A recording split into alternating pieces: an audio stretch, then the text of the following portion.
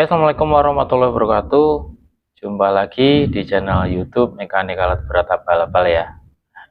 Untuk season kali ini saya presentasi aja dulu ya. Di sini saya akan coba share kemarin problem karena tidak sempat videokan dan yang lainnya. Ada suatu kendala sehingga saya hanya bisa membuat sebuah technical analysis di mana bisa teman-teman contoh mengenai proses troubleshooting secara reporting. Jadinya di tempat kami itu ada yang dinamakan dengan 8 step troubleshooting. Jika teman-teman ini apa namanya biasanya ini ya menggunakan teknik ini, teman-teman akan lebih gampang untuk menemukan atau memperkecil sebuah penyebab dari sebuah problem. Oke, tanpa berlama-lama, langsung saja kita di menu 8 step troubleshooting ini kita cek dulu ya kan. Apakah trouble-nya apa sih? Laporan dari trouble. Di sini untuk alatnya saya blur dulu ya. Takutnya menyinggung dari sebuah ini institusi ya. Tapi di sini saya hanya mengambil sebuah ininya aja dulu, apa namanya? Problem yang akan terjadi ya. Di sini jadi problemnya adalah engine black smoke. Di sini pada HD785-7 ya kan, HM-nya masih 4848, masih waranti lah ya kan. Oke, selanjutnya kalau sudah ada temuan trouble seperti ini, yang dilakukan adalah mencari penyebab utama atau kumpulan penyebab dari apa namanya penyebab. Sebutkan aja. Contohnya ya ada indikatornya itu buntu, mufflernya rusak, air atau udara antara ini turbo charge dan silinder head clampnya itu ada yang kendor, ya kan. Nah, terus engine apakah engine beroperasi pada temperatur normal, ya kan. Ini semua adalah penyebab, kemungkinan penyebab jika kemungkinan terjadinya. Lihat sendiri kan, asap putih ini asap putih yang kehitam-hitaman ini penyebabnya. Ini saya tuliskan semua penyebab itu, silahkan teman-teman tuliskan. Mau contohnya yang apa, siapa tahu saat startnya seperti apa, apakah ada suara di sekitar silinder head atau ada suara di sekitaran turbo charge ya kan. Selanjutnya apakah exhaustnya itu abnormal. Semuanya ini bisa teman-teman dapatkan pada langkah shop manual untuk proses troubleshooting E-mode ya kan, engine mode. Semuanya ada di ini, siapa tahu ada penyebab yang lain, teman-teman masukkan aja. Pokoknya kemungkinan penyebab yang paling besar yang membuat kira-kira temuan penyebabnya, masukkan semuanya. Siapa tahu blow-by-nya buntu ya kan. Blow-by kalau buntu kan otomatis akan membuat ini kan, apa namanya, udaranya kurang. Intinya kan intinya penyebab asap putih itu, asap putih kehitam-hitaman itu udaranya kurang. Terserah dari turbonya yang bermasalah, pressernya turbo kurang, atau blow-by-nya itu buntu. Bisa juga karena kan bisa ini dia apa namanya, fuelnya bisa banyak. Kandungan fuelnya yang terbakar tuh lebih besar dibandingkan dengan oksigen, udara, dan membuat, karena percampurannya tidak sempurna, membuat asapnya itu kehitam-hitaman. Oke, terus apa pengecekannya yang injektor gimana ya kan, siapa tahu ada apa namanya ini ya, ada kebocoran dari injektor yang berlebih ya kan, kencing lah ngomongnya teman-teman ya kan. Selanjutnya, ini udah langkah kedua. Langkah ketiga adalah kita melakukan observasi di lapangan, ya kan. Keadaan unitnya, medan operasinya seperti apa? Apakah dia itu ditanjakan saat trouble-nya, saat medianya itu ekstrim atau flat aja, ya kan. Terus parkirnya seperti apa saat kondisi kerja kan ya. Selanjutnya filter yang digunakan itu apakah dalam kondisi yang baik atau kasarannya kan masih waranti, jadi ya pakai genuine filter yang digunakan. Untuk apa namanya, produk yang lain ya genuine produk yang lain. Kebetulan Komatsu ya udah gunakan Komatsu produk, ya kan. Dan ternyata di turbocharge itu ada rembesan oli pada sisi LH, ya kan. Sisi LH dari sini udah nampak kan, udah kelihatan apa namanya. Ini kan secara visual, tapi belum tentu ya. Oh, ini observasi secara visual. Kalau sudah didapatkan apa namanya area, intinya observasi itu kita anulah apa, tanya-tanya dengan operator kendalanya seperti apa, tanya dengan mekanik apa yang sudah dilakukan, mekaniknya customer apa yang sudah dilakukan, terus apa namanya data-data yang pendukung yang ada di sekitarannya unit tersebut. Karena sebuah problem itu tidak pasti akan menimbulkan jejak-jejak. Tinggal teman-teman ini ambil jejak-jejaknya, jejak-jejaknya untuk mempermudah teman-teman mengambil kesimpulan dan menentukan problem pada unit tersebut, dan yang paling penting melakukan pencegahan agar problem tersebut tidak terjadi lagi. Selanjutnya pada langkah collect data ya. Nah, di sini collect data itu langsung nih, karena sudah kelihatan ini kan apa namanya, kita kan tadi kan hanya foto-foto sekitarannya juga. Kita melakukan pengecekan pada kita melakukan pengecekan mana kursornya, nih. Pengecekan pada koneksi intake-nya nih, di intake-nya sini nih, di sini sama di sini nih, apakah ada kendoran seperti tadi kan. Ini nih data-data ini nih kita ambil yang di langkah kedua tadi itu, possibility cause. Kita tuliskan, kita lakukan inspeksi intake-nya bagaimana, kendor apa enggak, terus cek kebutuhan air cleanernya ada indikatornya, kita cek, ya kan. Klemnya turbo yang ada di sini nih turbo di sini nih, di bawah sini, apakah dalam keadaan baik apa enggak. Jadi klemnya yang di sini mounting sama yang di outputnya. Oke. Check in klem intake dan after cooler yang ada di sini juga kita perhatikan juga.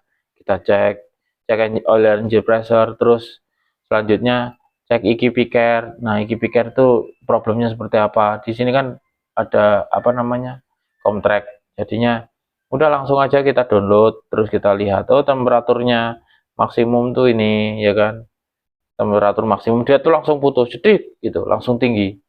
Berarti tidak ada sistem langsung, ya apa namanya, problem apa ini loh, grafik yang naik gitu loh, ini langsung signifikan putus, cedas gitu kan, ya kan. Dan itu sempat udah ini ya, critical ya, di 780 ya kan, di atas angka merah ini batasnya minimum, batas maksimum, kalau melewati ini berarti perlu dilakukan pengecekan. Dan memang itu ada ngomongnya itu exhaustnya panasnya berlebih, bisa kalau exhaustnya panas berlebih ya bisa jadi itu kan di sisi turbonya tadi itu terjadi kebakaran yang berlebih, contohnya pembakaran tunda yang diakibatkan oleh injektor yang bocor tadi itu, yang saya ceritakan di depan tadi itu. Terus boost pressure-nya seperti apa? Oh, boost pressure-nya ternyata itu, nah kita bisa lihat kan dari sini tuh boost pressure-nya ternyata turun, jadinya kan udah ada rembesan kok di langkah observasi, kelihatan rembesan, turbonya udah panas, dan kebetul turbo sisi ini ya, ini sisi sini. Di sini ada rembesan tadi tuh di langkah observasi, ya kan. Terus di sini exhaust temperaturnya terlalu tinggi, berarti indikasi apa namanya, ini ya, fuel yang terbakar telat, atau di sini ya ada semacam problem lain, fuelnya terlalu banyak. Terus klemnya di sini nih, klemnya apa namanya, apa di kok klem sih di sini, apa ya tadi ya, boost pressure. Nah, ini boost pressure-nya rendah, berarti di sini ngomongnya hisapannya kurang, udaranya kurang, ya kan, udaranya kurang. Di sini exhaustnya itu terlalu besar, apa terlalu banyak untuk fuelnya, sehingga membuat temperaturnya lebih cepat lebih panas di sini atau pembakarannya terjadi di sini. Oke, dan di sini ada rembesan. Nah, udah kan, udah menjurus kan. Enak kan? Semuanya kita. Jadi, nah, tapi kan kita bisa lakukan pengecekan semuanya kah? Siapa tahu kendor atau penyebab yang lainnya. Oke, lanjut. Nih, ini ada errornya kan, error rack cylinder LH ya kan, LH ya kan, tuh muncul temperaturnya, kelihatan kok. Selanjutnya kita apa namanya, ppm lah, karena tidak bisa maksimum ya, jadinya cuma ya saat ppm ini kita ambil data, teman-teman kan, apa ppm gitu kan, tuh. Nggak, ini yang kuning-kuning ini engine-nya low power 1600 saja ya kan. Intinya dari pengecekan ppm itu mengarah ke boost pressure-nya yang boost pressure LH need untuk dilakukan pengecekan, dan kebetulan ada abnormal noise dari turbocharge ya kan. Sudah sebagai pendukung ya. Teman-teman dari sini aja sudah bisa melakukan ini ya, melakukan analisa jika kemungkinan jika turbonya gitu kan. Oke, nah ini kan udah kelihatan nih. Standarnya sekitar 165 minimal, ketemunya cuma 127. Oke, terus exhaustnya itu tinggi betul ya kan, maksimal 750, ketemunya 765. Oke, nah dari yang lanjut ke langkah analisa. Dari yang possibility cost yang udah dituliskan depan, itu ini yang ke dalam udah dilakukan pengecekan, das indikator bagus, mufflernya enggak rusak. Ini dilakukan pengecek di conteng-conteng ya. Enggak ada, intinya enggak ada yang sudah dituliskan. Kalau dalam keadaan bagus diconteng. Kalau memang bermasalah, ya contohnya ini, engine saat di crank ada suara dari sekitaran turbocharge, ya kan? Biarin ini merah, berarti ada kita dari yang nomor 2 tadi itu kita lakukan apa namanya, apa ya? Yang kesimpul apa, kemungkinan penyebab besar tadi itu kan kita kumpulin ya kan, yang bermasalah kita lakukan. Jadi di langkah analisa ini membandingkan yang standar dan yang tidak standar ya kan. Jika sudah seperti ini kita kumpulkan aja, jadikan satu kan, jadikan satu.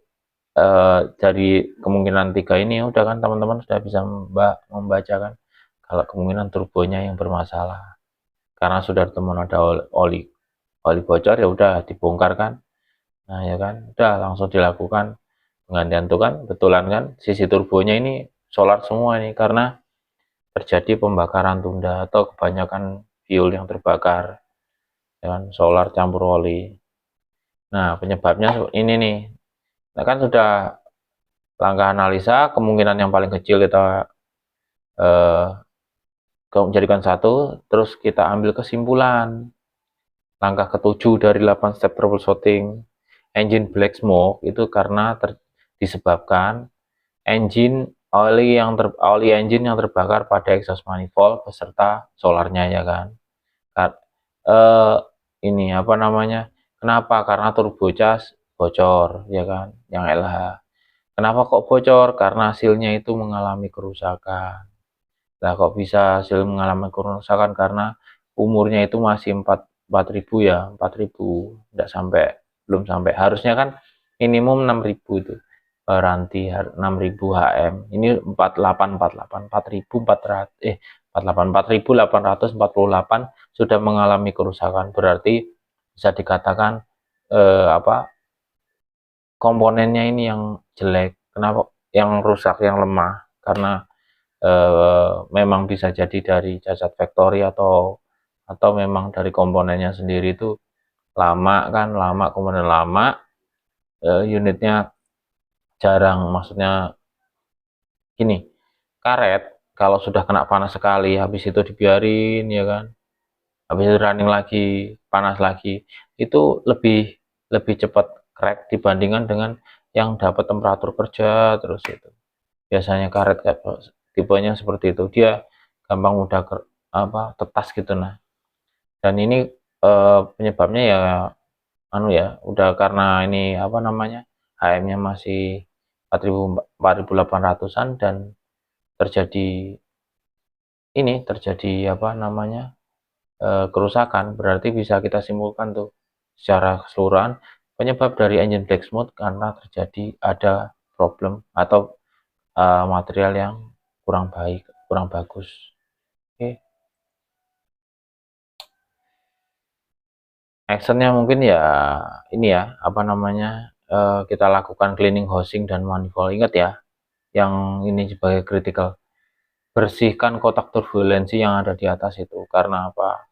Karena yakinkan di situ pasti bersih.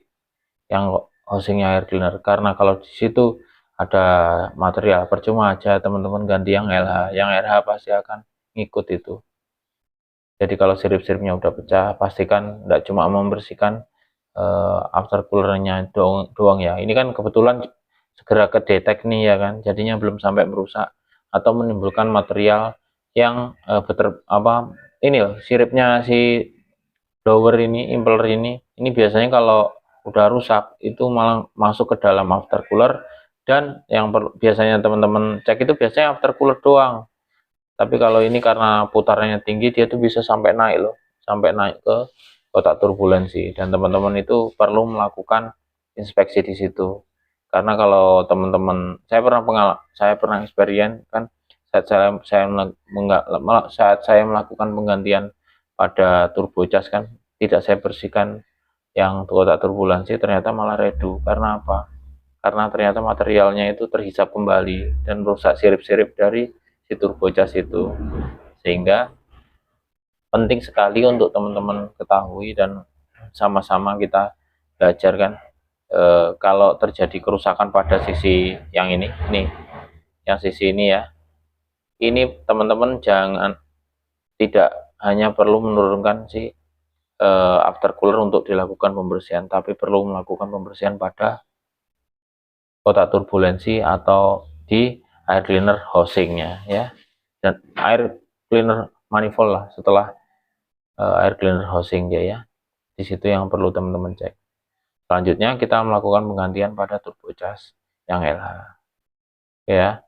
Ini yang turbo charge yang baru, yang lama ini kita packing ya, damage score-nya atau apa ya, damage score tuh apa, spare part yang rusak lah. Oke.